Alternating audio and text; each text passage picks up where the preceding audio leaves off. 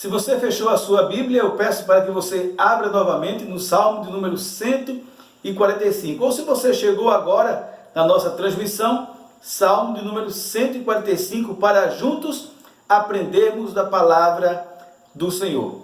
Este Salmo de número 145, ele é um salmo atribuído a Davi. E dentre os salmos de Davi, este é o último que nós temos. É um salmo de louvor ao Senhor. E quando nós pensamos nos salmos, temos que nos lembrar que os salmos, diferente de como nós usamos hoje, apenas para leitura, né? Os salmos eles eram cantados, eram cânticos ao Senhor. E quando nós pensamos em louvor, dentre várias formas que temos de louvar o nome do nosso Deus, como, por exemplo, no serviço, na contribuição, são maneiras do qual nós louvamos a Deus. Mas a maneira que nós mais associamos o louvor é justamente através dos cânticos. E está aqui um salmo, um cântico, do qual temos muito que aprender, há muito a que nos ensinar este texto aqui a respeito do louvor que nós oferecemos a Deus através do canto.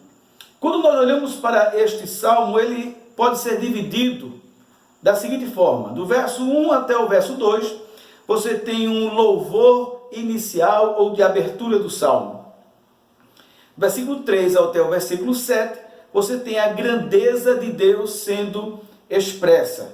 Do versículo 8 até o versículo 13, você vai ter os atributos ou as qualidades de Deus. Depois do verso 14 até o verso 20, a provisão de Deus. E, por final, no versículo 21, um louvor de encerramento ou um compromisso com o louvor a Deus.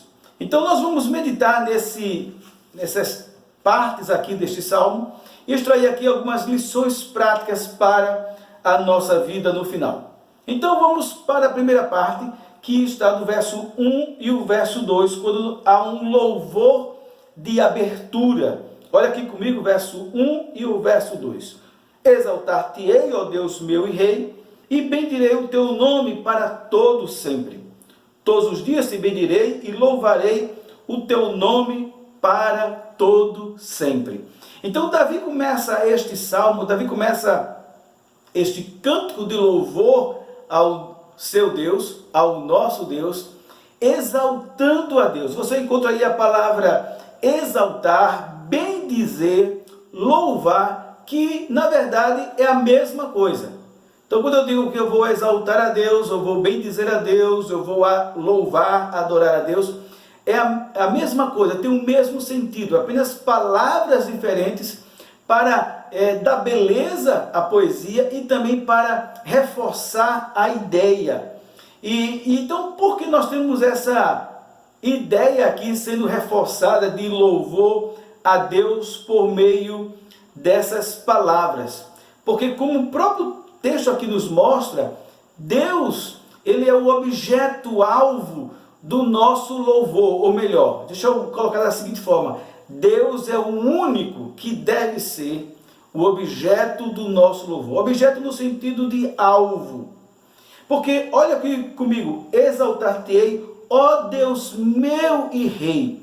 Aqui há duas expressões de Davi que nos chamam a atenção. Primeiro, ele diz que este a quem ele está louvando é o seu Deus. Exaltar-te-ei, ó Deus meu. Então, o louvor que Davi expressa a Deus é um louvor de alguém que conhece o seu Deus, que tem intimidade com o seu Deus. Deus não é alguém distante para ele. Mas ele também diz que este Deus, ele é rei. É interessante Davi dizer isso porque, lembre-se que Davi é rei em Israel. Mas ele entende que o seu reinado está sob o reinado de Deus. Que o reino de Deus, como nós vamos ver um pouco mais na frente, é o que prevalece. O seu reino é passageiro, mas o reino de Deus é para todo sempre. Por isso que Deus é digno de todo louvor. Davi não se julga digno de louvor porque sabe que o seu reino é falho, o seu reino é passageiro, mas o reino de Deus é eterno. Deus é o Rei eterno e para todo sempre. E aqui tem uma expressão também interessante, porque Davi diz que vai louvar ao seu Deus, que é Rei, mas não apenas por um tempo. Olha aqui comigo mais uma vez o verso 1 e o verso 2.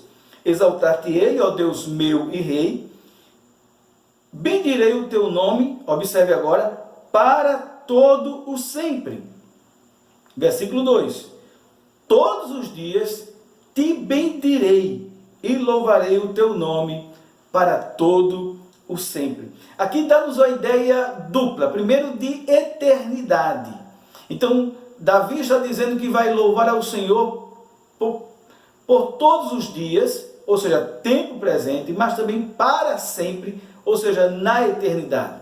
E aqui tem um ponto interessante em relação aos nossos dias, porque ele diz, todos os dias te bendirei. Note que aqui ele não está dizendo, te bendirei nos dias bons, te bendirei nos dias ensolarados, te bendirei nos dias de céu aberto. Ele não diz isso. Ele diz, bendirei ao Senhor todos os dias. Então, há dias nossos que o sol está aberto, o céu está bonito, está dando tudo certo. Ah, como é bom louvar ao Senhor nesse tempo. Mas há dias que o dia não está tão assim, está meio nublado, está meio cinza. Louvarei ao Senhor todos os dias. Há dias em que a escuridão chega, a raios, a trovoadas. Louvarei ao Senhor todos os dias. Deus é o único que é digno do nosso louvor e da nossa adoração. Deus é o único que deve ser louvado todos os dias. Então Davi começa este salmo com essa exaltação, essa expressão de louvor a Deus, que é o seu Deus, que é Rei eterno e que deve ser louvado continuamente. Mas a segunda parte, do versículo 3 ao versículo 7, Davi agora vai como que desdobrar esse louvor, né? Então vamos pensar da seguinte forma, no início ele está dizendo que vai louvar o Senhor para todo sempre, todos os dias da sua vida, tá certo?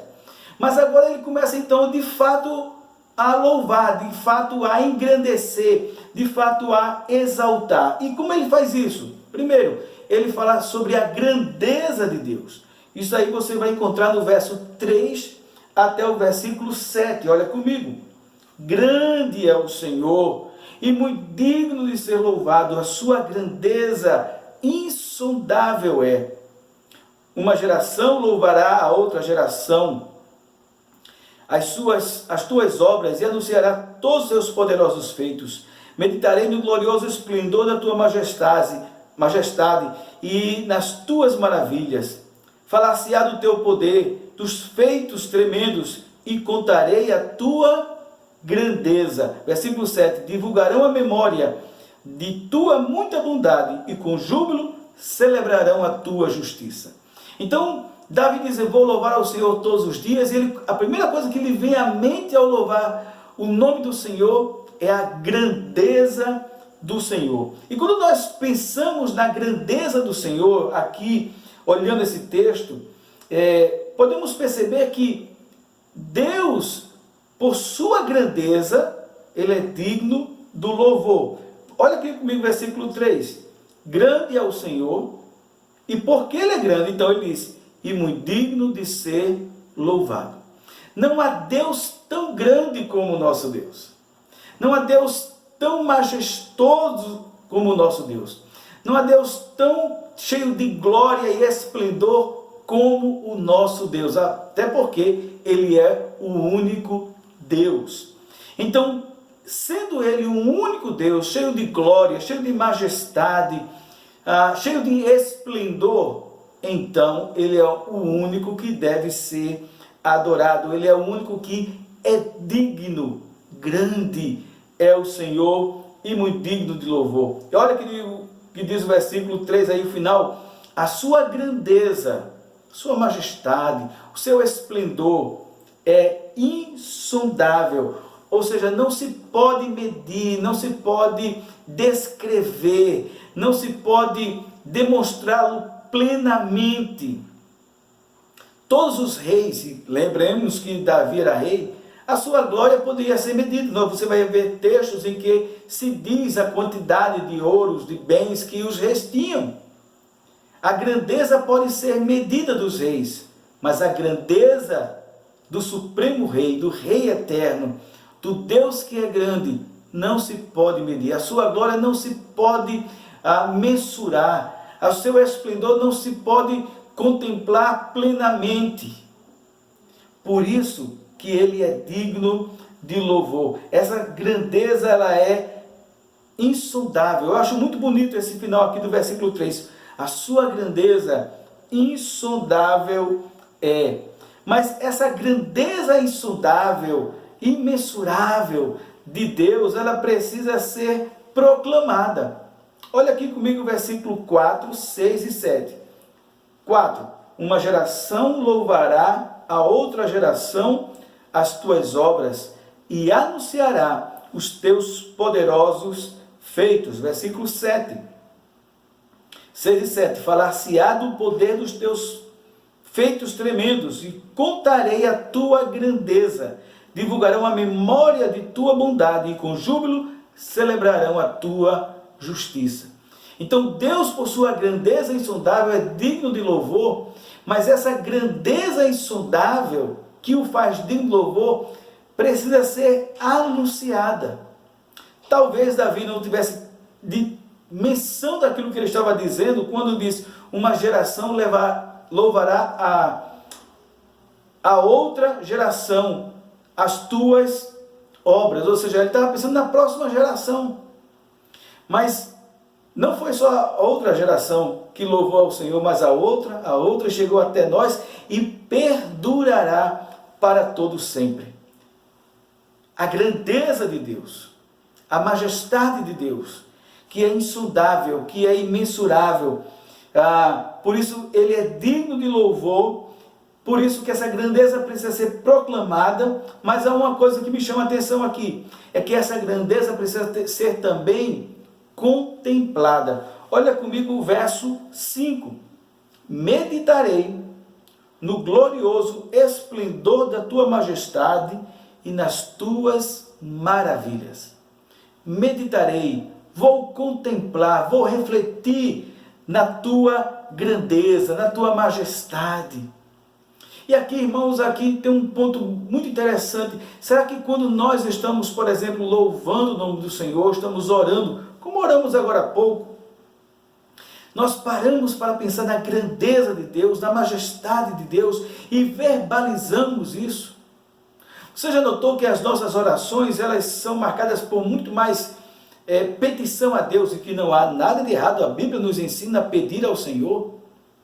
Mas quando nós, por exemplo, alguns momentos atrás, vamos ter um tempo só de louvor, de exaltação a Deus, parece que começa a nos fugir a palavra, e logo nós queremos: Senhor, então eu quero te pedir. Notou como nós estamos tão habituados a pedir? Davi diz aqui: uma geração louvará a outra geração as tuas obras, e eu meditarei no glorioso esplendor da tua majestade. Nós precisamos aprender, ter essa atitude de contemplação. Nós corremos tanto, nós somos tão agitados, mesmo nesse período agora de pandemia, nós temos tantas coisas para fazer dentro de casa, não é verdade? Mas poucas vezes paramos para contemplar a grandeza de Deus, a beleza da sua formosura, no sentido da sua majestade. Nós precisamos, irmãos, entender que Deus é digno de louvor, mas nós só vamos dar a Ele o louvor que Ele é devido se nós meditarmos na grandeza da sua majestade. Então, o Salmo começa com um louvor ao Senhor, né? Uma expressão de Davi: louvarei ao Senhor todos os dias e para sempre.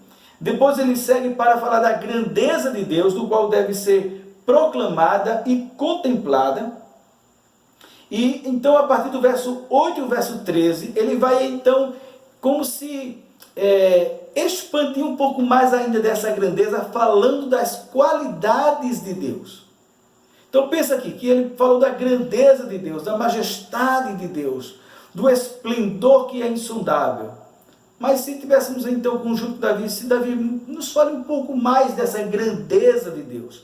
E é isso que ele vai fazer justamente do verso 8 até o verso 13. No verso 8, por exemplo, ele vai falar da bondade de Deus. Olha aí comigo.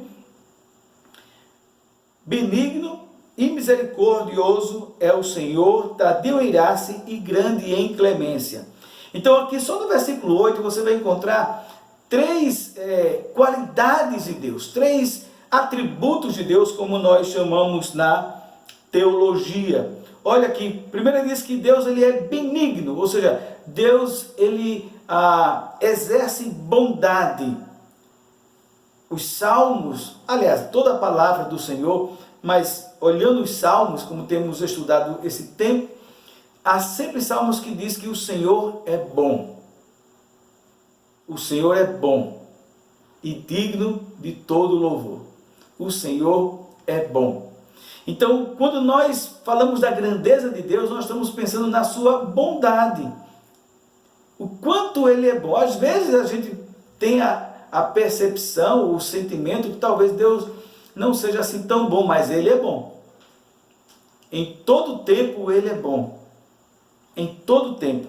Então Davi fala dessa bondade de Deus, e aqui no versículo 8 ele fala também da sua misericórdia.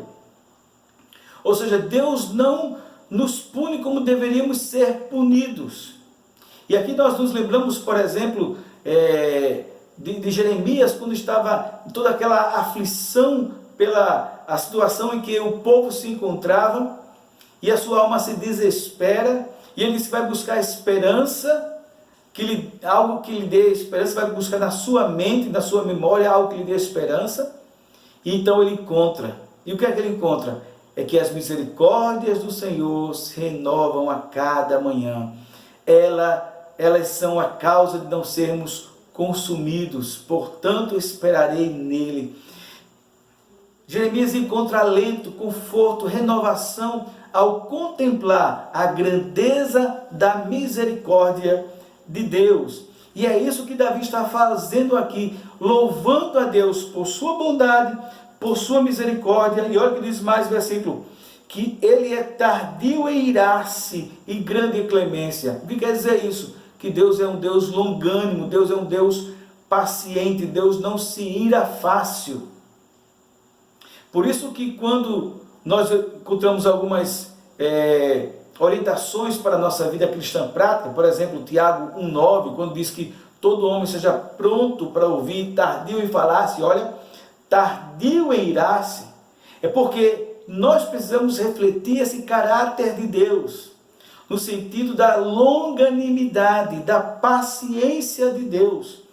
Quando você estuda, por exemplo, o Antigo Testamento, quando o povo foi tirado lá da terra do Egito para a terra de Canaã, o Senhor abençoa o povo constantemente, mas o povo murmura, o povo reclama, o povo xinga, o povo abandona Deus, e Deus vai lá, muitas vezes pune, mas não pune como deveria punir, a sua misericórdia.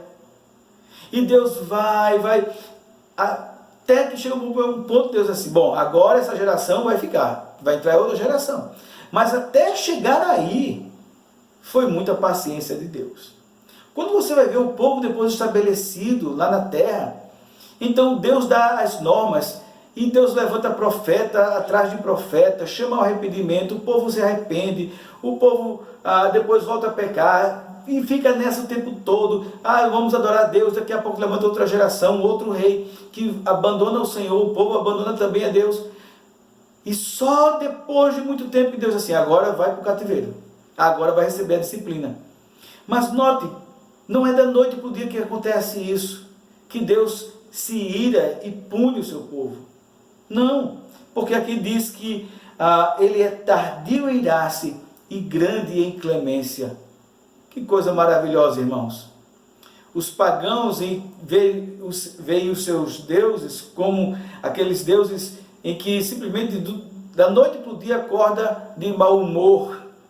mas nosso Deus não é assim. Nosso Deus é um Deus bondoso, um Deus de misericórdia, um Deus longânimo, tardio em irar-se e grande em clemência. Uma outra característica que podemos observar aqui é que esse Deus, ele é bondoso, né, e soberano. Olha aqui comigo o versículo 9. O Senhor é bom, então ele volta a repetir, para todos, e as suas ternas misericórdias. Que termo bonito. Jeremias vai dizer que suas grandes misericórdias, mas aqui vai dizer suas ternas, amorosas misericórdias, permeiam as suas obras. Versículo 10, então, vai nos falar, até o versículo 13, do reinado soberano de Deus. Olha aqui comigo. Todas as tuas obras te renderão graças, Senhor, e os teus santos te pedirão. Falarão da glória do teu reino e confessarão o teu poder, para que os filhos dos homens se façam notórios e os teus feitos e a glória da majestade do teu reino. Versículo 13. O teu reino é de todos os séculos e o teu domínio subsiste por todas as gerações. Vamos lembrar um pouquinho aqui. Davi começa dizendo que louvará o nome do Senhor para sempre e em todos os dias. Depois ele fala da grandeza de Deus, do qual faz Deus digno de louvor, e essa grandeza precisa ser contemplada e proclamada. E agora ele está nos falando, desde o versículo 8, a respeito de alguns aspectos dessa grandeza. Então ele já falou que essa grandeza de Deus, da sua majestade, manifesta na sua bondade, na sua misericórdia, na sua longanimidade, mas também ele fala da sua soberania, porque ele usa aqui o termo reino. Olha aqui comigo mais uma vez o versículo 11. Falarão da glória do teu reino. Versículo 13. O teu reino é de todos os séculos e o teu domínio subsiste por todas as gerações. Davi sabe que seu reino é um reino passageiro, como foi. Mas o reino de Deus é eterno, para todas as gerações. O teu domínio subsiste pelos séculos. Então, quando se fala aqui de reino, quando se fala aqui de domínio, está se falando da soberania de Deus, do governo eterno de Deus. Ele governa céu, terra, mar, todo o universo. Ele sustenta todas as coisas pelo poder da sua palavra. Ele faz tudo como lhe agrada, porque ele é o Rei soberano. Ele é grande, porque a sua soberania se estende de geração em geração. Mas há dois aspectos ainda que Davi fala da grandeza de Deus, que é a sua fidelidade e a sua santidade. Olha aqui comigo o versículo 3. O teu reino é de todos os séculos, e o teu domínio subsiste por todas as gerações. O Senhor é fiel em todas as suas palavras e santo em todas as suas obras. O Senhor é fiel em todas as suas palavras, ou seja, aquilo que Deus disse, aquilo que Deus promete, Ele cumpre. E em todas as suas obras, a manifestação da sua santidade, porque Ele é santo. Então veja que Davi, ao falar da grandeza de Deus, ele fala das qualidades de Deus ou dos atributos de Deus: bondade, misericórdia, longanimidade, soberania, fidelidade, santidade de Deus. Sabe que quando nós estamos louvando o nome do Senhor, quer no momento de oração ou através do cântico, esses elementos estão contidos? Será que quando nós estamos louvando o Senhor, nós contemplamos a sua majestade, a sua grandeza, e começamos a falar do seu amor, da sua grandeza, da sua bondade, da sua fidelidade, da sua santidade, da sua soberania? Será que o nosso louvor tem como objeto Deus, exclusivamente Deus?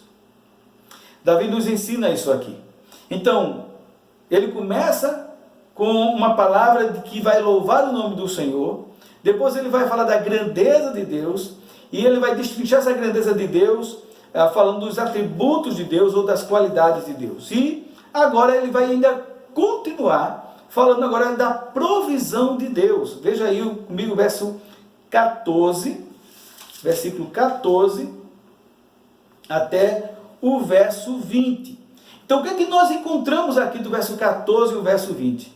Davi nos vai falar desse Deus provedor, desse Deus que cuida da sua criação, que cuida dos seus, que cuida do seu povo. Esse Deus provedor, ele é visto nesses versos 14 a 20. E como é que Deus manifesta a sua provisão? Primeiro, ele manifesta a sua provisão sustentando aqueles que estão enfraquecidos. Olha comigo o versículo 14. O Senhor sustém os que vacilam. O Senhor sustém os que vacilam. Outra versão vai dizer, o Senhor sustém aqueles que são ou que estão enfraquecidos.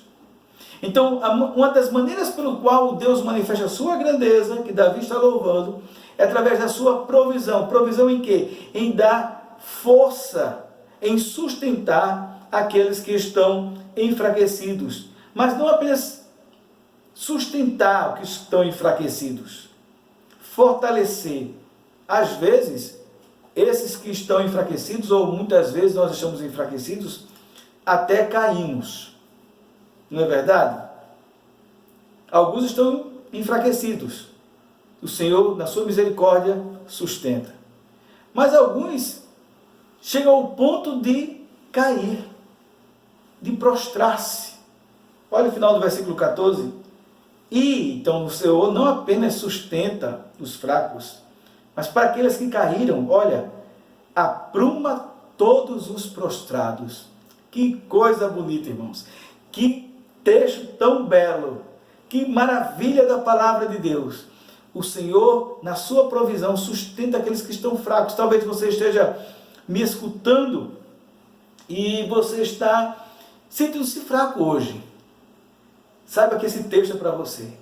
Saiba que a Bíblia está dizendo para você hoje. Deus está lhe dizendo que como Deus provedor, Ele lhe sustenta na sua fraqueza.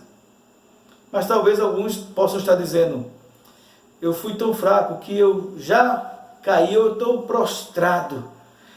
Deus, na sua provisão aos seus, diz aqui, Ele apruma, Ele ergue aqueles que estão caídos, como diz uma outra versão.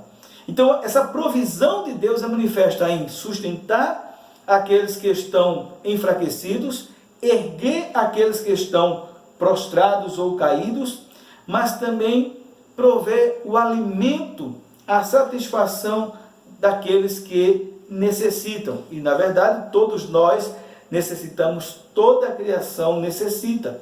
Isso você vai ver no versículo 15 e o versículo 16. Olha, em ti esperam os olhos de todos. De todos. Então não são alguns, de todos. E tu, a seu tempo, lhes dá o alimento. Abres a mão e satisfaz de benevolência a todo o vivente. Toda a nossa provisão não provém da nossa força, das nossas habilidades, do nosso trabalhar. O nosso trabalhar, forças e habilidades são apenas meios que Deus nos concede. Mas olha o que diz o texto.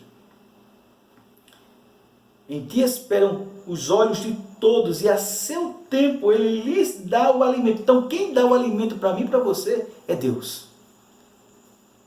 É Deus que faz a provisão.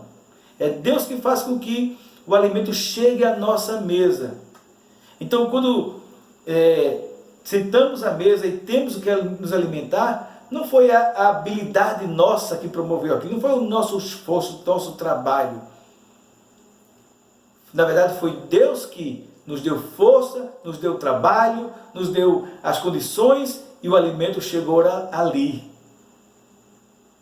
Então, Deus é louvado pela provisão dele em sustentar os fracos, em erguer os caídos, em alimentar aqueles que necessitam e atender a oração daqueles que o buscam.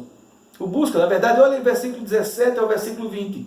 Justo é o Senhor em todos os seus caminhos, bondoso em todas as suas obras. Perto está o Senhor de todos que o invocam, de todos aqueles que o invocam em verdade. Ele acode à vontade dos que o temem, atende-lhes o clamor e os salva. O Senhor guarda a todos que o amam, porém os seus inimigos serão exterminados. Então você observa aqui que a provisão de Deus em atender o clamor, a oração, a súplica, a petição, o anelo, o desejo daqueles que temem ao Senhor. Ele não é um Deus distante. Olha que coisa bonita, versículo 18. Perto está o Senhor. Talvez você pense que Deus está longe de você, mas Deus não está longe de você. Se você o ama, se você o teme, aqui diz que Ele está perto.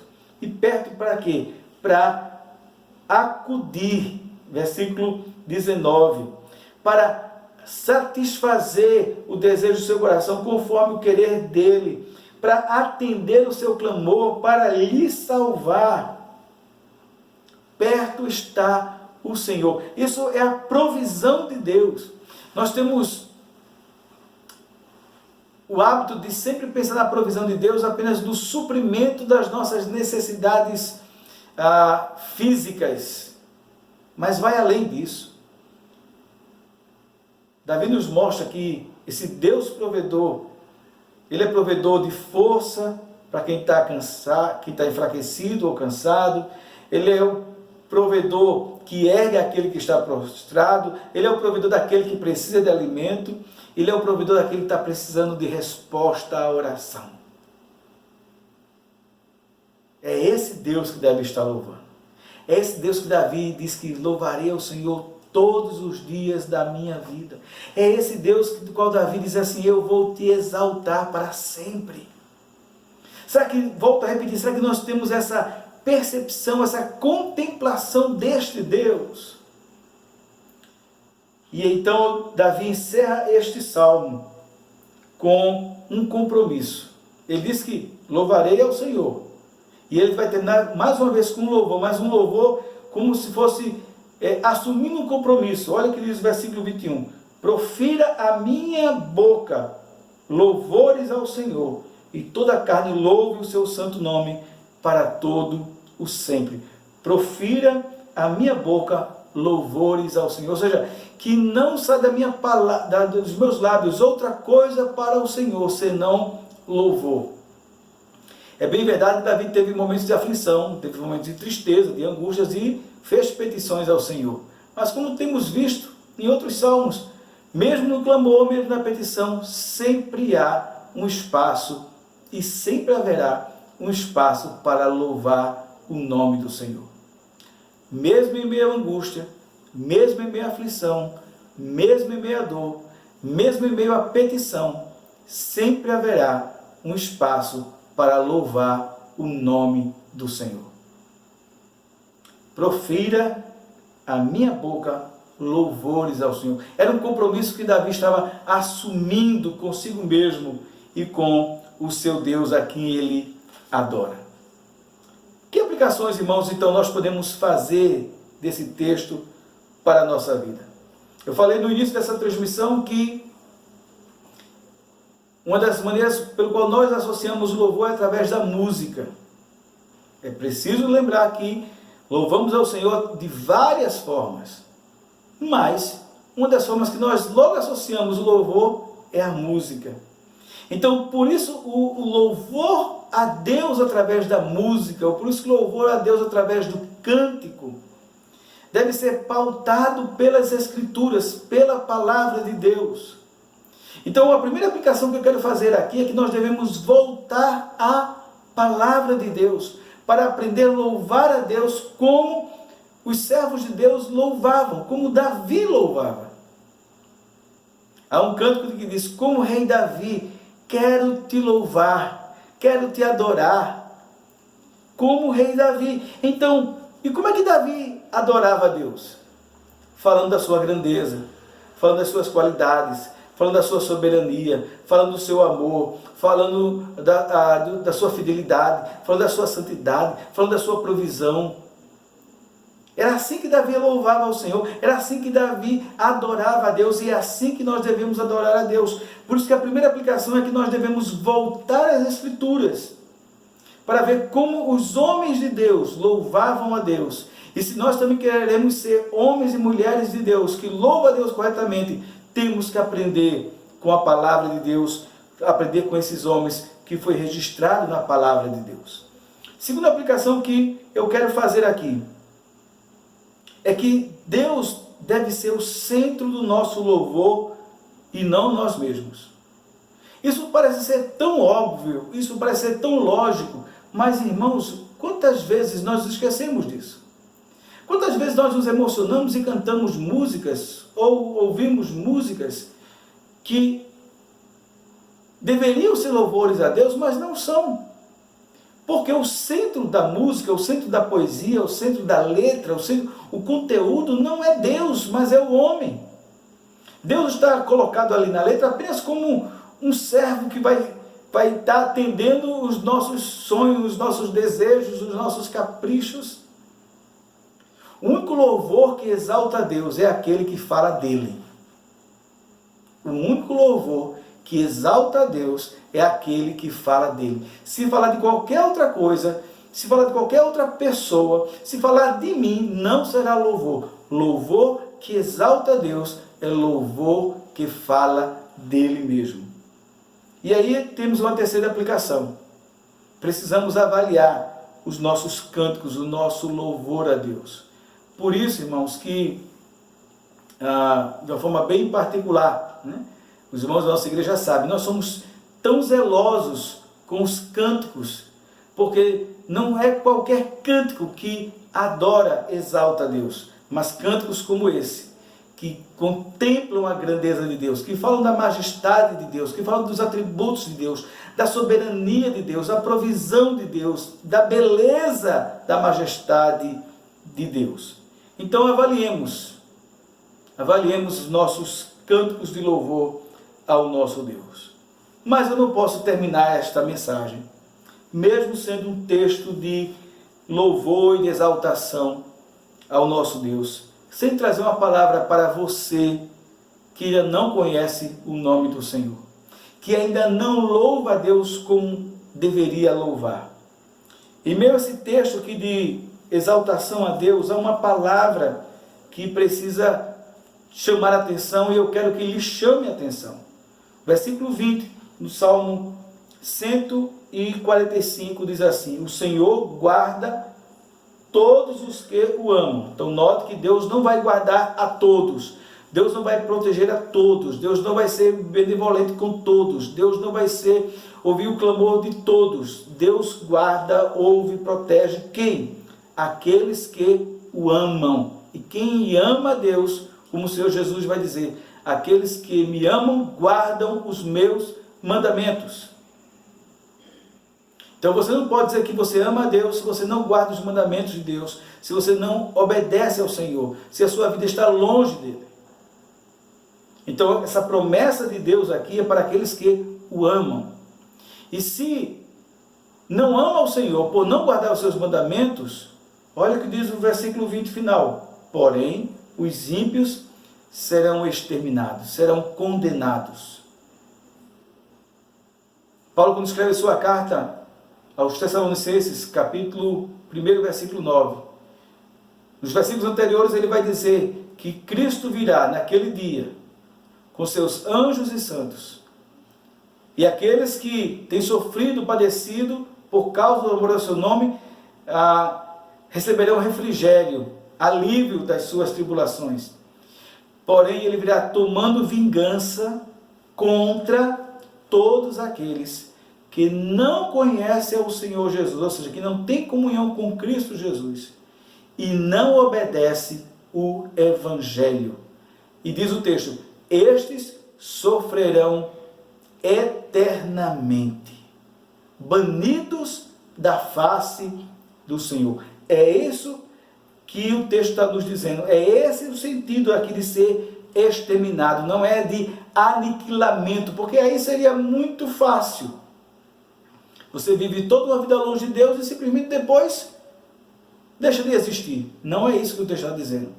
Exterminados aqui é ser banido da face do Senhor para sofrer eternamente a condenação. Como diz lá o texto de Apocalipse, será lançado no lago de fogo todos aqueles que não forem encontrados no livro da vida. E só serão encontrados no livro da vida aqueles que se arrependeram dos seus pecados, confessaram Jesus como Salvador e agora, de fato e verdadeiramente, louvam o nome do Senhor.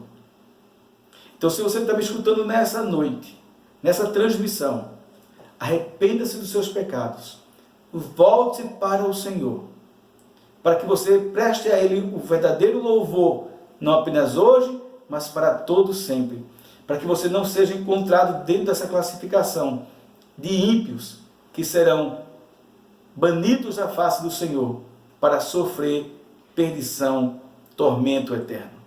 Que Deus tenha misericórdia da sua vida e que Deus nos ajude como seu povo a louvar corretamente o nome do Senhor. Vamos orar mais uma vez? Te exaltamos, Senhor, por tua palavra, porque ela nos ensina a como prestar a ti a honra, o louvor, a glória para todos sempre.